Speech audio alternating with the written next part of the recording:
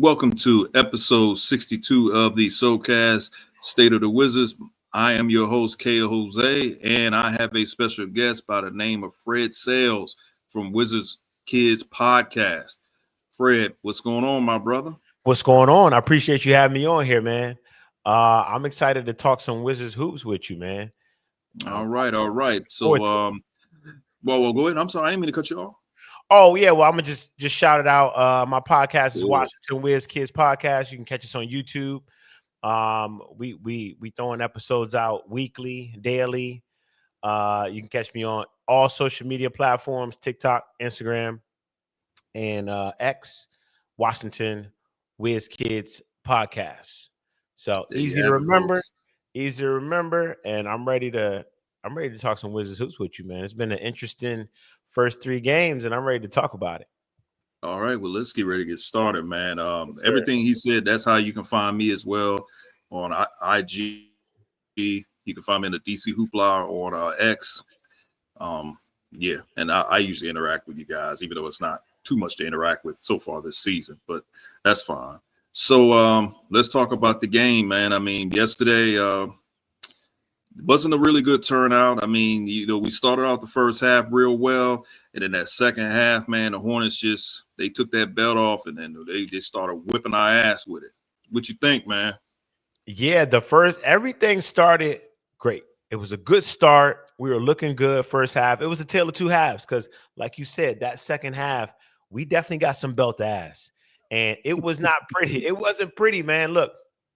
They scored 44 points in the third quarter and the fourth quarter. Mm-hmm. And I couldn't believe it, man. I was like, wow, the Hornets are really going off.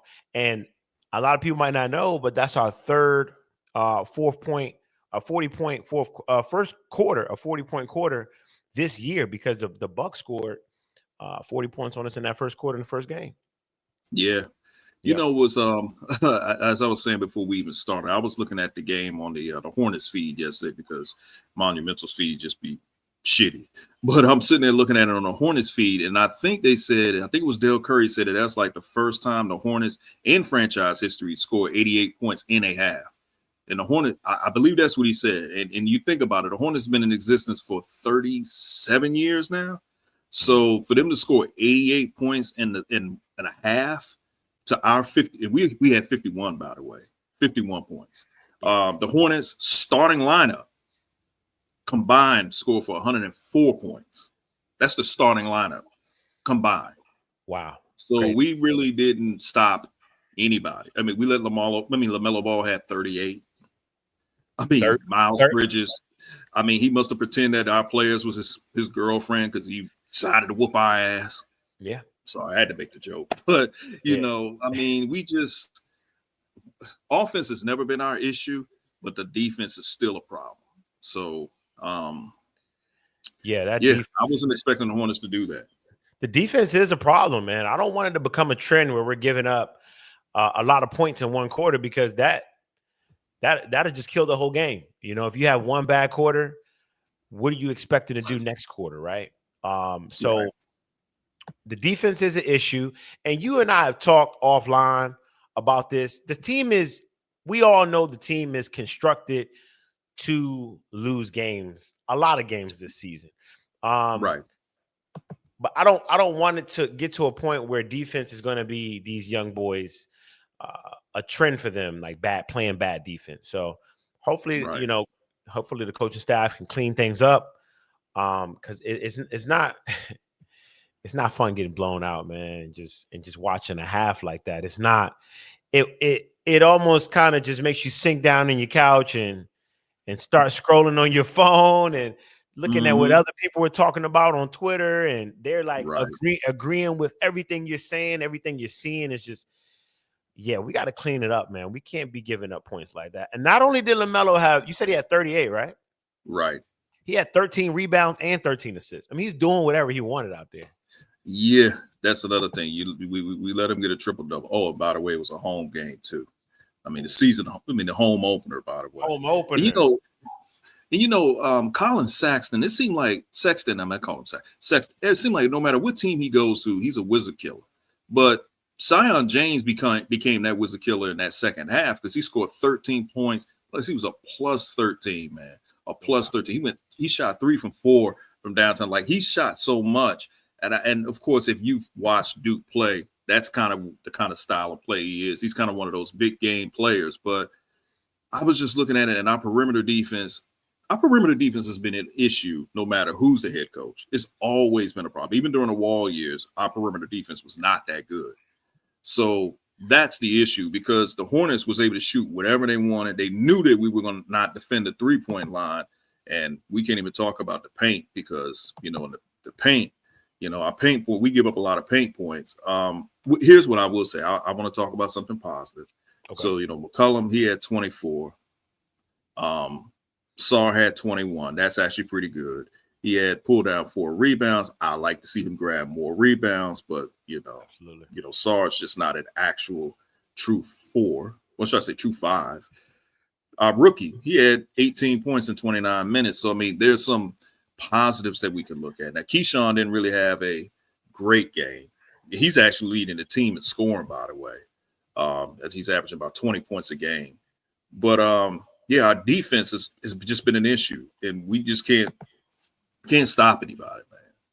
Yeah, we can't stop anybody. And I want to add on to those positives, right? So I'm glad you mentioned those 3 names. Alex Sarr, CJ McCollum, finally get on that little slump to start the season, look real good.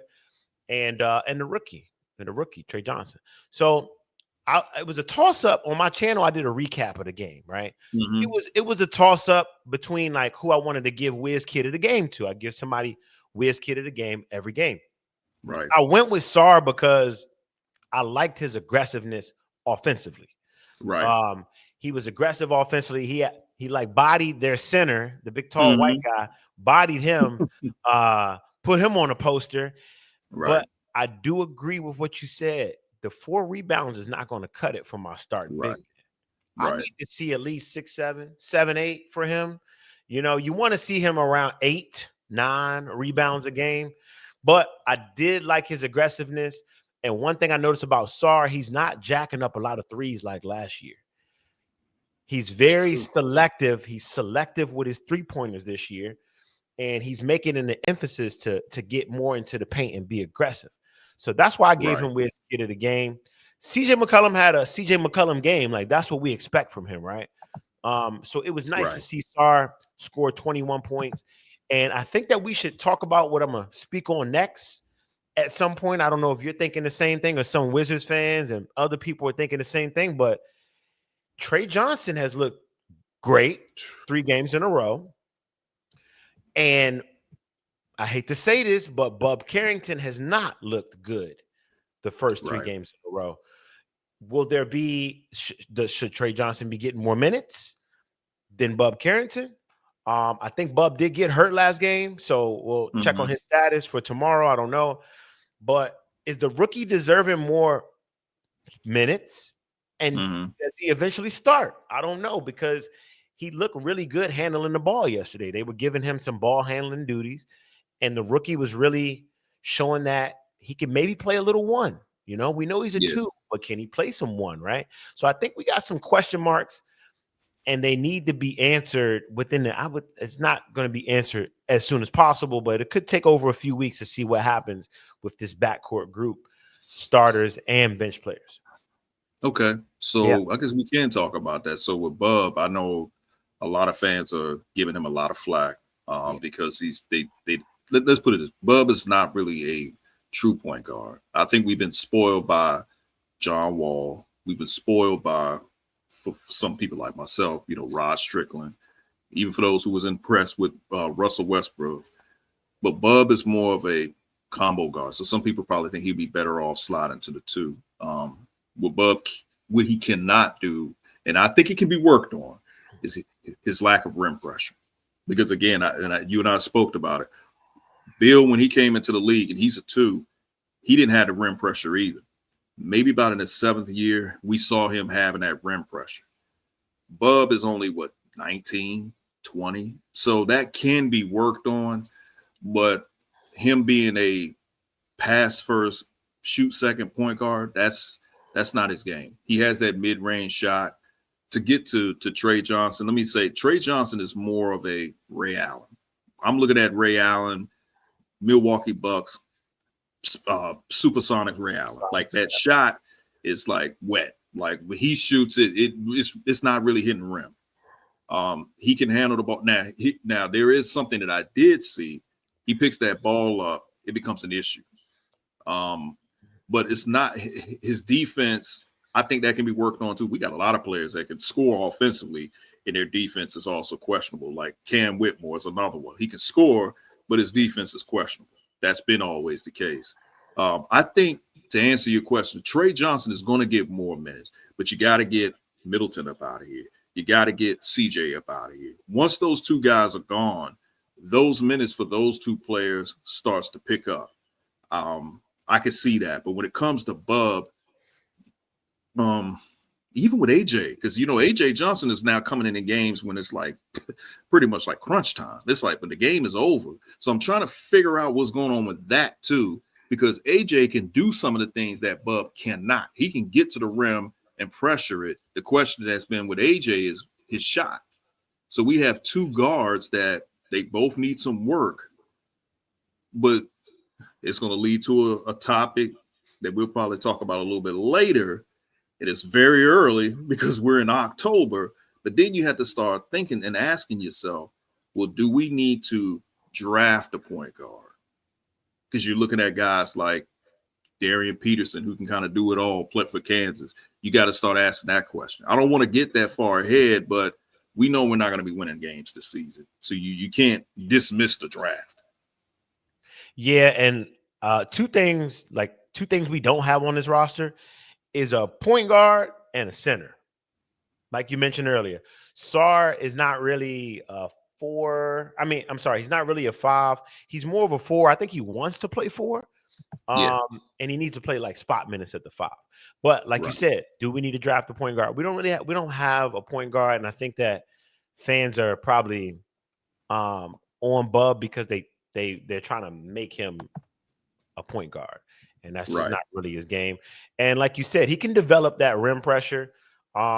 He talked about how he wanted to get more downhill. He wanted to get more downhill this season, and he's trying. And from what I've seen, he's trying. I don't think he has the creativity to score in the paint yet, or maybe he needs to look to try to draw more contact on his drive so he can get to the line. So that's something that I think, like you said, he's 19. Let's give him some time to develop, and let's see what happens. But I think he'll turn it around. I don't think the first 3 games define who Bub is in his sophomore season. He's going to get better. He's going to improve, and he's young. He's 19. Give him some time. But I definitely want to see this. I think he did get injured. I'll take a look later, but hopefully he's okay and he's not missing any time. Right. I agree. Let me ask you this question, because I saw this trending a little bit on Twitter yesterday as well. Okay. After the game, I started seeing a lot of Wizards fans saying that we are missing Bilal's defense. What do you think about that? Do you agree? What do you think? Well, Bilal was very good against the opposing team's best players last season. And I mean, from what I saw from him last season, he's very good defensively. I think he can be an elite wing defensively. It's not there yet, right? He hasn't had much time to prove that he can be on that level, but I think he has the potential to be on that level. And I think when he comes back, I'm glad that his injury is just a thumb, right? Yeah. It's not like a lower body injury, ankle, knee, or something like that. I think it is his right thumb. So obviously that's his shooting thumb, right? Right. Yeah, okay. But I'm glad to see that he's going to come back healthy as far as his lower body extremities go. He'll be able to move the same way he was during the summertime, during Euro Cup, because he was playing good in Euro Cup. I don't know if you watched, but he was playing good, and how he finished up last season. Now, Keyshawn George, what I noticed is Keyshawn George is guarding the best player on the opposing team. He's taking on that role. Yeah. And I think it could have affected his offensive game yesterday. Right. Because he was chasing around LaMelo Ball, and LaMelo Ball is active. He's up and down. He's got his guys running, and maybe um that affected him on the offensive end. So, are we missing Bilal Right. defensively? I think so, because I like George. I like Keyshawn George defensively, but I think I'm going to really like it when both of them are on the floor defensively, and they can kind of take that lead role. But I do think Bilal will take on the opposing players' top scoring threat when he comes back. Okay. Yep. I agree with everything you said. I mean, I watching that, I did realize it's like, damn, Bilal normally would have. I think he would have contained LaMelo Ball. Let's put it that way. Okay. When see, I grew up in the era when you watching Mike, and Mike was just a two-way player. So even if he exerted his energy playing defense, it didn't affect his offense. Of course, we know players these days, if they spend a lot of energy on offense, they're not going to give it to defense. If they spend a lot of energy on defense, they're not going to give it to the offense. So with Bilal, we've always, since he's been a Wizard, we know that his offense has always been ahead. I mean, I'm sorry, correction. His defense has always been ahead of his offense. It's the offensive game that everybody's waiting for. So that leads to Keyshawn. And I was thinking of this morning because when we talk about the Bub trade, and we're more so the Denny trade, and we got that pick, people are now saying, okay, well, we're seeing Denny out there in Portland. Look at what he's doing. Well, what is Bub doing?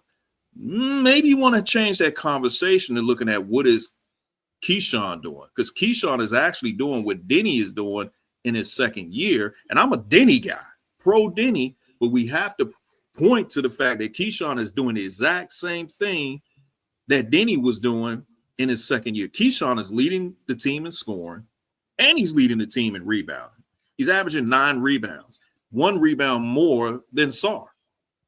So we have to look at it and say, well, Will Dawkins, it wasn't the fact that he made the trade to get Bub. He knew he was keeping his eye on Keyshawn, and he felt that Keyshawn could do exactly the same thing that Denny was doing in year 4, but he felt like he could do it much quicker.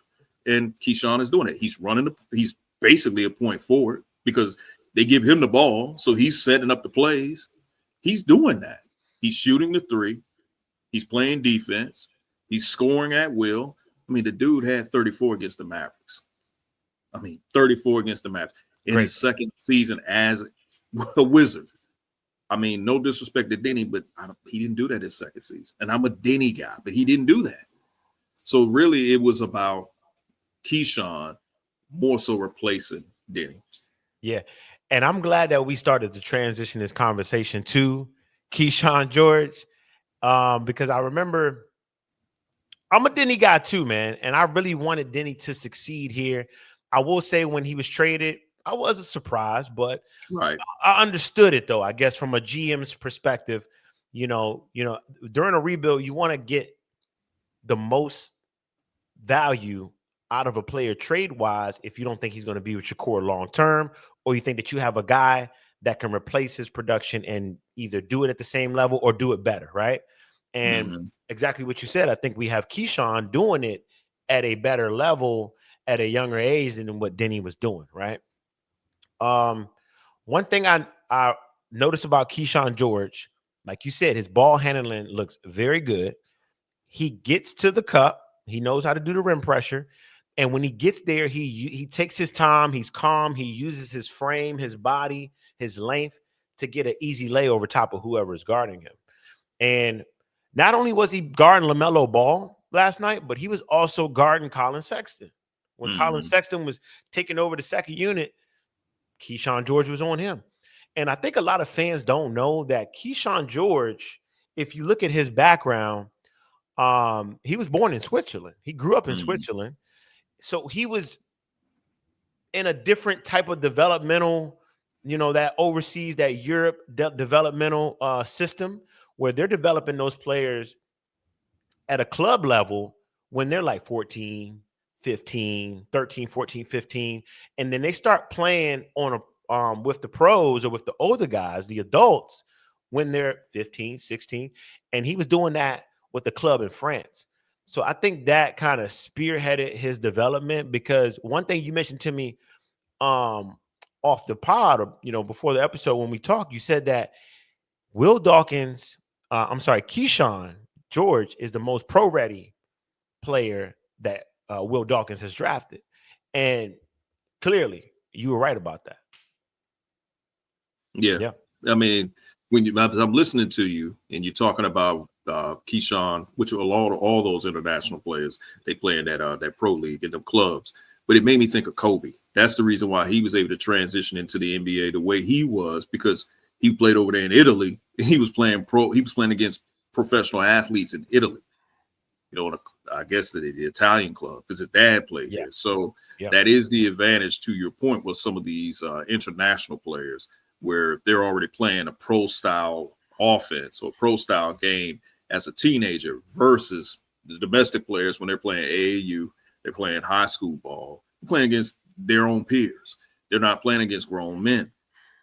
Again, as I say, I have conversations, with my partner, who's not on here, but Decan, is that unfortunately we just in the United States, you're just not going to find a player who has that will like Michael Jordan had, where they just want to be great. Some of these guys now with the NIL deals, they're just satisfied making the money, so they're going to be a specialist. Either they're going to be an offensive specialist or they're going to be a defensive specialist. They're not going to be that complete basketball player. Can we even name anybody in this era that's a complete basketball player? That's tough. It's it's tough. You're right. I agree. Yes, it's tough. So with Keyshawn, he's developing into being a complete basketball player. I'll take it back. I think Amen Thompson is becoming to be that, because he plays both ends of the court. Him and his brother. I think he's a better offensive player than his brother Asur, but he plays both ends. He's a complete basketball player. Like those two guys, oh man, they don't fucking quit. I mean, they pretty much they play, from start to finish. But with Keyshawn, he's starting to do that. And yes, he is probably the most pro-ready player on the team, which leads to another player who I felt is pro-ready, but I would say he's having a modest season so far right now. That's Cam Whitmore. So Cam Whitmore, as we know, is an offensive scorer. We know he can score. He's kind of like a Miles Bridges type player, where he's athletic, can, slam dunk. But I want to say, against the Mavericks, I think he took, and I've noticed this so far with a few games, he takes this side step three. So he takes a side step three, it's hitting the front of the rim. And I'm thinking to myself, like, Cam, why are you not driving to the basket? Like, clearly you got a quick first step. Why are you settling for these side step threes? This is probably familiar ground for people who are anti-Dinwiddie. I'm not an anti-Dinwiddie guy, but Dinwiddie was known to do that. So I'm looking at Cam. I'm like, Cam, what Keyshawn is doing, I was expecting Cam to be doing this. So what are your thoughts in the first three games on Cam Whitmore's performance so far? Well, I think Cam Whitmore, I know that Cam Whitmore has the best rim pressure on our team. I mean, he gets to the cup and he's coming downhill and he wants contact. And I've seen a few and ones from him, maybe about 2 or 3 between the 3 games. He's very aggressive, and that can be a gift and a curse, right? Your aggression could lead to big plays, like the last game, where this is a perfect example. I don't know if you remember this sequence between the gift and the curse and aggression. So I think that he aggressively shot a 3, maybe one of those side step 3s. Mm-hmm. It was a bad miss. He had a bad miss. I don't know what the shot was, but he got a quick steal in their backcourt, got a quick steal and a dunk, right? Mm-hmm. So it showed his aggression was a curse. It was a bad shot, but he got that steal, he got the dunk. I think he's got to find that balance between, his using his aggression to his advantage. He is shooting that side step 3, and he'll also shoot those pull-up 3s too. Now, I don't mind a pull-up 3 if a guy can do it, and I have the confidence in him when he steps up and he takes a shot. But when you do it a lot of times and it's not really working, then you gotta kind of tail off that aggression right there. But I know you mentioned his defense isn't great. It's not. But I do agree. I think that he needs to just keep getting more downhill. Keep getting downhill. And then let the 3-pointer just come to you. Don't force it. So Right. I do agree. Maybe he should get more downhill, and then if he's getting downhill, maybe he should look to be more of a playmaker. I know in that first game, and I like him and Trey Johnson off the bench together when they come in the game together. He had 2 assists to Trey Johnson for 3, and it came from him pushing the ball on the break and getting downhill. And Trey Johnson wide open, corner 3. He did that 2 times in that first game. So I would like to see more of that. It's not just we know he can score, but if he can add that to his game, some playmaking, and get, average 4 assists a game? That's not a lot to ask for, right? Because I think that with his aggressive approach to get downhill, he can get easy assists from getting downhill. Yeah. Yeah, I agree. Yeah. So I agree. Again, we both say the same thing. He can get downhill because he has a quick first step. So I did see that. I like, okay, he has a quick first step. I don't know if he's, to your point, if he's trying to figure out what the defense is giving him. There's times where he'll settle for the side step 3, or he just settle for the pull up 3. I don't mind the pull up 3s too much. I think it's just a side step 3, because when I'm seeing him doing, I'm like, wait a minute, man, you got a bigger guy on, a taller guy on you. You should be able to fly right past him. Why are you settling for that? There's even some where he's settling for somebody that's maybe a tad bit shorter than him. So again, just like with Bub, he's 21. Cam he's 21. He just turned 21. I'm gonna give him time. I'm not gonna really get on him too much, but I will say I kind of see why Houston decided, okay, maybe we need to just move on past. Well, Houston wanted to win now, and they just didn't have the time to develop him. We have the time to develop him. But I'm just looking at Cam, and I think as the season progresses, once we get rid of some of these vets, he'll get that bandwidth to be able to go out there and make as many mistakes as he wants to. It's just that those little things I like for him to just maybe make better decisions. Let's put it that way. And I just want to I just kind of want to double back just real quick pertaining to because remember I said the lack of rim pressure. Now, one thing I did see, Bub did drive to the basket, and I think he dumped it off to Sarr. It was either Sarr or it might have been Marvin Bagley, who went up and they got fouled and they had to go to the free throw line. So that's why I said it can be fixed, his lack of rim pressure, because he did drive. He saw a big man wide open. I think it was Sarr. He dumped it off to him instead of taking the shot. So that's some improvement of his lack of rim pressure. He just has to be consistent. And the thing that we don't want from our younger players that we saw with Denny, that we saw with Rui, that even we saw with jersey number 1, who is Johnny Davis. Once those guys' confidence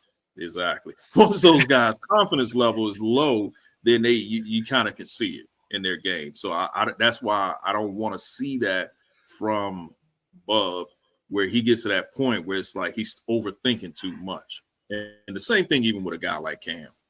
Yeah, and let me add on to Bub. I'm glad you brought that up, because even though through these first 3 games, Bub's offensive game hasn't been really clicking for him, he's been getting rebounds and he's been getting assists. And when you look at his box score at the end of the game, he has, I have to take a look again, but I'm thinking from what I remember, he's got like 5 rebounds. He's got like 4 assists. So, the shot is not falling. It'll fall, right? It'll fall for him. But if it's not falling, he is focused on other aspects of the game, so he can still be productive on the court, and not just be out there doing nothing, right? So, for a young guy, it's smart to recognize sometimes, like, all right, my shot's not falling. Let me try to do something else to help the team out. Let me hit the boards. Let me get my teammates involved. Let me get to the cup, get some contact, and get to the free throw line so I can get in a little rhythm so my shot can start falling. So I think Bub needs to just focus on, if the offensive game isn't falling, focus on other things. Focus on defense, because we need some defense right now, right? We need a lot of defense. The back to Cam Whitmore, I think he has massive potential. And, it really wasn't working out with the Rockets because, like you said, they're in win now mode. They just picked up KD. And there wasn't going to be any minutes for him on that current team the way it's set up. And really, I think the Rockets helped Cam Whitmore because they could have traded him anywhere else, right? Mm-hmm. But they traded him here, and they recognized that we're in the rebuilding phase. It's also home for him. And from what I read, Will Dawkins was recruiting Cam Whitmore, and he asked him during the pre-draft process, how would you feel about playing at home? Really? I didn't Yeah. know that. Yeah, he asked him during the pre-draft process. Obviously, I guess we were considering drafting Cam Whitmore. He asked him, he said, how would you feel about playing at home? And I think Will Dawkins kept tabs on him, these past 2 years. And he's like, let's give the guy a chance. And I think he has massive potential. He has the potential to be a high-level six-man off the bench. Think of like a J.R. Smith, a more physically opposing J.R. Smith. Right. And I think he also could slide in and start at the three.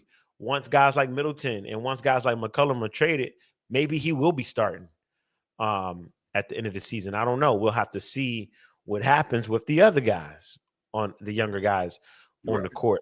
But I think Cam could be a starter. I think he could be a high-level six-man off the bench, like a microwave type of guy off the bench, and to destroy second units. And look, your job is to destroy second units and then help us at the end of the game when we need a bucket. And I can see him evolving into that type of role as well. Yeah. Okay.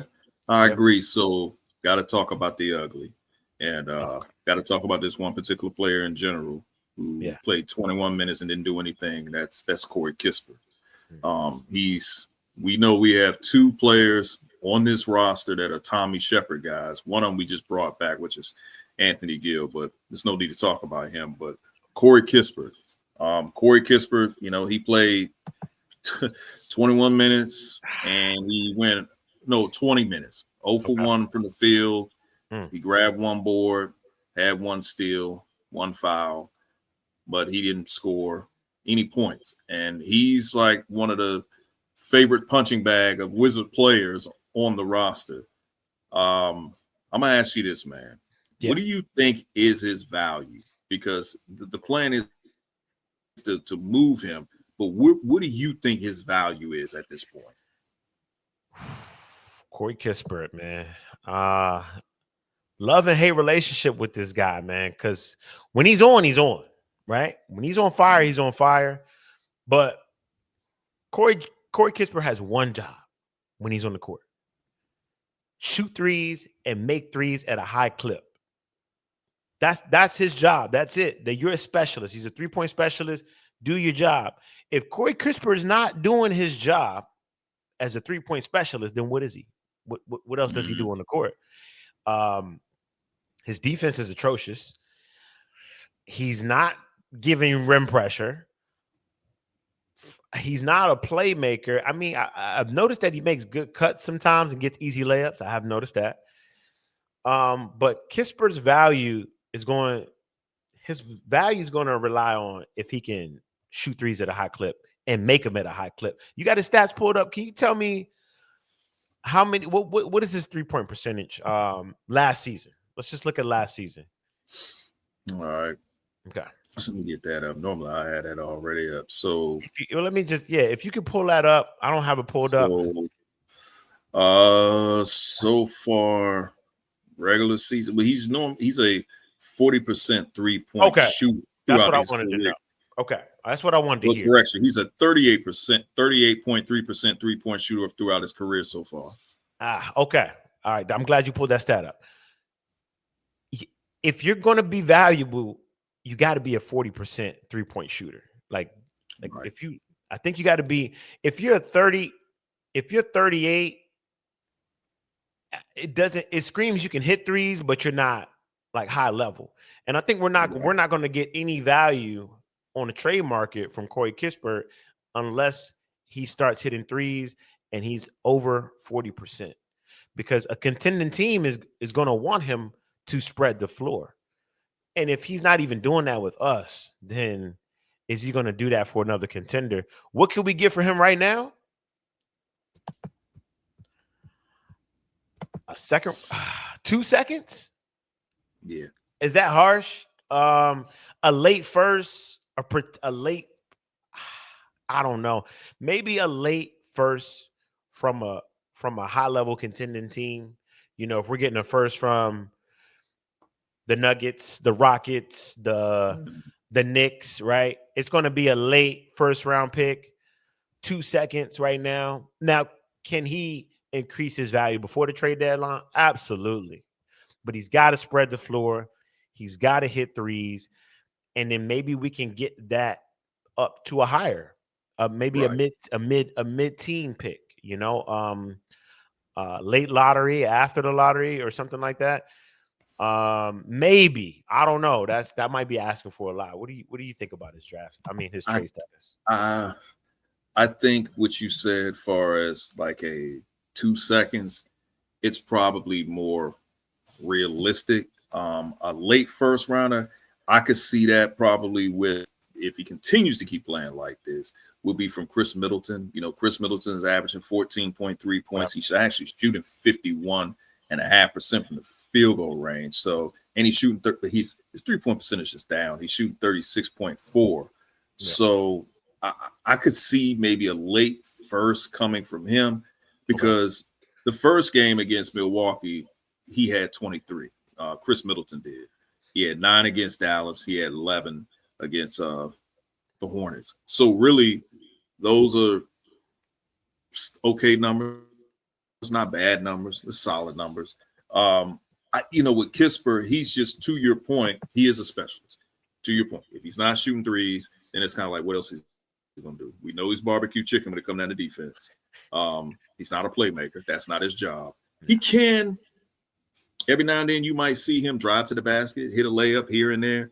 He kind of, make me think of Miami Heat Dan Marley, a little bit. That's kind of an old school player there. But then every now and then you'll see the Phoenix Suns Dan Marley when he'll surprisingly a dunk on somebody. So Kispert is just who he is. I know a lot of fans are ready for him to go, but if the Wizards settles for 2 second first round pick, do you think that Will Dawkins overvalued him and held on too long? Now, people have already been giving him flack with the whole Kyle Kuzma deal, but do you think it would be part 2 of that with Kispert? Yeah. And just to tag on to that Dan Marley, these kids are like, who? Dan Marley? What? Who's that? They don't know. YouTube them, fellas. YouTube them. YouTube them. Some of these kids don't even know what the MCI Center is. That's true. You're right. They hear MCI Center. They say, what? MCI? Or USA or USA Arena. They don't know what that is either. Cap Center. They don't know what that is either. Yeah. So I'm telling my age. Back to Kispert, man. Will Dawkins might have overvalued Kispert, I think. I think he thought that, that he was going to shoot at a high clip from 3, and that was going to bring that trade value, because every contender needs shooters, especially playoff time, when it's time to stretch the floor, when a team like the Bucks, right, they've got shooters all over the floor, and they're shooting threes at a high clip. If Corey Kispert was shooting over 40%, maybe we can get something valuable from the Bucks. Maybe Will Dawkins is not after draft picks. Maybe he's after just young prospects that are buried on the depth chart on these teams. That's true too. So maybe he thinks he can get someone that he could take a chance on for Kispert. Kispert's on a decent contract. It's pretty friendly if he were getting traded to a contender. So we just have to see how the season plays out. I would love to talk more about this in about a month or two. Yeah. Because it'll be like mid-December. It'd be nice to see where we're at, because that trade deadline will be almost right around the corner in February. Yeah. And then we'll know. I think we'll know by mid-December if Kispert has some value or not. We know, obviously, CJ McCollum clearly is going to have value. Middleton, you threw his stats out there. He's been looking good from what I've seen. He will have some value. It would be nice if we can get some value for Kispert as well, because I personally don't see him being a part of this team for the long haul. He is a Tommy Shepard guy. So, yeah, I and, agree. and a new GM, he wants his guys in there. He wants to say, I brought this guy here. I drafted this guy. I traded for him. I signed him. Not, oh yeah, they're from the last. That guy's from the last regime. Yeah, he's good. Yeah, you're not gonna hype the other guy's guy up like you're gonna hype your guy up, right? So, to your point, I think he will eventually be traded. But what will he be traded for? I don't know. We'll see. Yeah, it's an interesting topic. It's an interesting topic to think about as we think long term with our team, because we have to think long term with these Wizards. A lot of people. I mean, like we talked about, that second half against Charlotte, it was frustrating, but we have to be ready for those kind of moments, and we have to talk about it like we are now, and we have to move past it. And the young boys, they're going to learn from it. They're going to learn. Like, it's not acceptable to let a team score 88 points on you in one half. It's not acceptable. Exactly. Yep. So now we're going to go to, again, it's early because we're in October, but I'm going to just have to bring it up anyway. So we know college basketball season is pretty much, I think they're playing exhibition games right now. So is there any prospects that you're looking at? Because Wiz Nation, let's be honest. We're not giving up that damn pick to New York, all right? So we're not giving it up. No need for anybody to sit there and say, oh, man, we're going to do – the way this team is constructed, we're not going to win that many games. But what prospects are you looking at in this upcoming draft in 2026? Who are you looking at? Well, I saw Cam Boozer. Close. Yeah, I seen Cam Boozer go off for Duke. Yeah. The other night. He's definitely going to be one of those top guys in the draft. The kid from BYU, I can't say his last name, AJ Ben. You know how to say it? Mm-hmm. He looks pretty solid. That exhibition game, I think he had like 30 plus or something like that. Yeah, he went off. He's going to be another. I think they're saying that he might be the number one pick. Who's the other guy you mentioned earlier? Peterson. Yeah. Peterson. Yep. I saw some highlights from him. I think those are the top three guys right now, as far as looking forward to the draft. And I think those are the three that we should focus on and hope and pray that the basketball guys bless us with some luck in the lottery next year, because the last 2 years we haven't got very lucky as far as pick selection. I think I'm okay with Trey Johnson right now. I'm okay with that. It kind of sucked that we landed the 6th pick, but I'm okay with Trey Johnson. I think the year before that, we were supposed to have Wemby, or we were one ping pong ball away from Wemby, but they gifted him to the Spurs. Tony Parker connection. Yeah, I like how you use the word gifted. Go ahead. Yeah, a lot of foreign players, star players, historically have starred for the Spurs, so it almost kind of made sense. But that's the past. I think that next year they will give us, because the NBA, this lottery is rigged, in my opinion. It's rigged. And I think that maybe they'll see that we're ready to start contending, and we just that one top draft pick away from having that star along our young guys now. So hopefully we can get in that top 3 next year. And I think, like you said, it's a little too early to see who would be a good fit. Obviously, you draft best player available. But those are the 3 guys I'm looking at. Who are you looking at? Same guys or anybody else? So those 3 guys. Cam Boozer, I want to see a lot more. So far, he's starting out, because at the beginning I watched him a little bit in high school, and I said, I'm not seeing what everybody else is seeing. So far, he's showing me something. At the beginning, AJ was a kid that I was really had my eyes set on. Then I think I heard him talk a little bit, and I started to kind of wonder. I was like, oh, is he really concerned about becoming a very good basketball player, or is he just happy with the lifestyle? Okay. Interesting. So, but I'm not writing them off. I eventually started to kind of like fall in love a little bit with Darian Peterson by watching him. Now, I've heard some comps where they try to compare him like Kobe, but watching him play, he can pass the ball, he can create his own shot, he can get his teammates involved. I mean, he's kind of a do-it-all type of player. Is he more of a two-way player? I think he has the potential to be that, but I got to see a little bit more of Kansas games to really judge on that. So those three guys are players that I'm looking at. Carter Knox, who plays for Arkansas, he's another player I'm looking at. I think he's going to be a later first-round pick. So this draft is being deemed to be deeper than last year's draft. But those three players that we spoke about are the three top players. But they're saying, hey, there's other players that's going to actually be just as good. Keep your eye on. I'm one of those types that always try to look for the players that nobody else talks about. Okay. Like I'm already looking at kids that's probably going to be in the draft like maybe 4 or 5 years down the road. Okay. Like, hopefully we're not drafting. Right. Yeah. I mean, if you think, and again, I mean, we did get like a 2029 draft pick from Portland, and I think we got like a 2030 pick from Golden State. Yeah, and we got some pick swaps with the Suns too, right? Right. Yep. Glad you brought that up. So you just talking about the whole lottery luck. Here's the thing that people are not factoring in. Let's say the Phoenix Suns don't make the playoffs, all right? Let's say they don't make it. It's very possible. The West is very brutal. So let's say they don't make the playoffs. Even if they have like 36 wins, fans are like, well, they got 36 wins. I mean, why would they get the number? Well, damn it, how many wins did Dallas have? And they won the number one pick. You know, how many wins did the Atlanta Hawks had 30? They had 37 wins when they won the number one pick. I'm saying that to say, if Phoenix happens to get a top 3 pick in the draft, and we still own our pick, because I don't believe we're going to let it convey. It just has to be no lower than 8. Yep. Let's say we get to the 8th. Let's say we get the 8th pick, but Phoenix somehow gets the 3rd pick.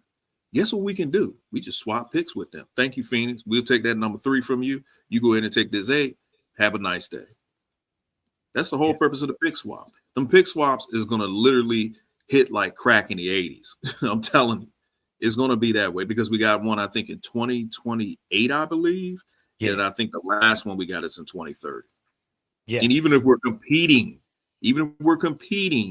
we could still use that pick swap. Yeah. And the Suns, they destroyed all future assets that they have. Because they really thought that when they traded for Beal, they thought that KD, Bill, and Booker were going to be together longer than expected now. I mean, Bill's on the Clippers, KD's with the Rockets now, and the Suns they don't look good. They don't I don't see it. I don't think Booker can carry them. Even though he's capable, it's just the supporting cast is not there. Right. And to your point, yes. What if we do end up with the 7th pick? The Suns end up with a 3rd, and we do the pick swap because we have the right to, right? I can see that happening. I mean, I did mention that the lottery is rigged, right? But guess what? The NBA loves storylines. We haven't seen a pick swap like that in a while. It's been a while. I don't know when the last time that has happened. A pick swap so high where, let's say the Suns stink it up, and they get the 3rd pick, and we end up with the 8th, and we're able to pick swap. You know the NBA is going to love. They're going to eat up that storyline and just even go back in time and talk about that pick swap and how great of a trade it was or something like that, right? So NBA loves headlines. They know we need the pick, right? So why not? Why not set it up like that? If that's what what do they say? The script? They're gonna write the draft script. When they sit down and write that draft script, maybe they add that into the script and we get that pick swap. And then that shows. And then if that happens, I think GMs will be a little bit more cautious with doing pick swaps so far out, especially if you don't know what your team's gonna be in the next few years, because stars, they're like, hey, trade me. Get me out of here. This is not a winning situation. Guys change their minds quick. You know, I'm anxious to see who's going to be that next star traded. this year, next year, 3 years. And I think it's also a relevant point to make that when that next star is being traded, will we have the assets to make that type of trade Right. in the future in 2 years or 3 years? Maybe that's how we found our star. That's how the Thunder found Shea Gilgeous-Alexander, where Will Dawkins came from. The Wizards have so much flexibility as far as the future with drafting, trading, an excellent front office running the program, and I think we're gonna get lucky next year. We'll see. We'll see. I think that the Wizards are on the up and up as far as with the fan base and with the league, because I've seen a lot of people that are not Wizards related posting about Keyshawn George. A lot of people have been posting about Keyshawn George and his first, what he's been doing the first 3 games, right? And we're starting to get a little bit of notoriety. So that's good. It's good to see. We do have a long way to go, but our future, I think our future looks very bright. It looks brighter than it did a few years ago when we were kind of stuck in no man's land between contending and a lottery team. Late lottery team. Let me say that. Late lottery. You never want to be in that you never want to be in that area between play-in and late lottery, because you're just kind of stuck, man. Yep. I agree, man. I think when you talk about feel good stories, you're right. The NBA actually needs it right now, what they got going on with the whole gambling shit. So they definitely need a feel good story. And this would be the perfect one if that happens. So yeah, I mean, you said a mouthful. I don't really have nothing to say after that, man. We'll just do one last thing. So we play against the 76ers tomorrow, man. 76ers are 2-0. VJ is balling, cooking. He's balling. What do you think the keys are for tomorrow's game? VJ Edgecombe is cooking. You know what I was thinking about this morning? Him and Trey Johnson, they were drafted so close to each other. They play the same position. They're going to be kind of compared to each other as their careers progress. So I'm going to love. I would love to see how Trey Johnson's going to match up with Edgecombe tomorrow. Obviously, it's not going to be this guy stopping that guy, right? But more of like who's putting out that offensive production tomorrow. Because Edgecombe, I think he's averaging like over a dub, like 20, something crazy, like 22, 23 points. Another guy we need to be concerned about tomorrow, we got to tighten up the defense. Maxey. I think Maxey's averaging like 30 plus. Yeah.